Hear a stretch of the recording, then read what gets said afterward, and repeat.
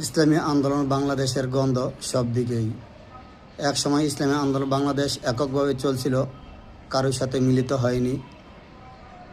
এককভাবে আন্দোলন করেছিল, এককভাবে সমাবেশ করেছিল। তখন এক দল বলছে ইসলামী আন্দোলন বাংলাদেশ অন্য অন্য ইসলামী দলের সাথে কেন মিলিত হয় না, কেন ঐক্যবদ্ধ হয় না। আজ যখন পীর সাহেব চরমনাই হুজুরের অনেক পরিশ্রমের ফলে, অনেক চেষ্টার ফলে আজ 8টি ইসলামী দল একত্রিত হয়েছে।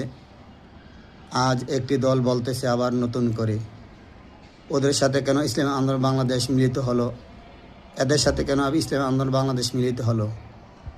আসলে ইসলামী আন্দোলন বাংলাদেশ যেদিকে যায় সেদিকেই ওদের মাথা ব্যথার কারণ হয়ে যায়। কারণ ইসলামী আন্দোলন বাংলাদেশ একটি মাত্র দল যারা অন্যায়ের সাথে আপোষ করে না, অন্যায়ের সাথে মিলিত হয় না। এই জন্য যারা অন্যায় করে তারা ইসলামী আন্দোলন বাংলাদেশের সব কর্মকাণ্ডকেই তারা বিরোধিতা করতে চায়। কিন্তু ইসলামী আন্দোলন বাংলাদেশ তারা চলবে তাদের নীতিতে, তারা চলবে কোরআনের আদর্শ নিয়ে, তারা চলবে নবীর আদর্শ নিয়ে। ইসলামী আন্দোলন বাংলাদেশ আছে, থাকবে কিয়ামত পর্যন্ত। যারা ইসলামী আন্দোলন বাংলাদেশের বিরোধিতা করতে চায় তারা শুধু বিরোধিতা করেই যেতে পারবে, কিন্তু ইসলামী আন্দোলন বাংলাদেশের বিন্দুমাত্র ক্ষতি করতে পারবেন না ইনশাল্লাহ।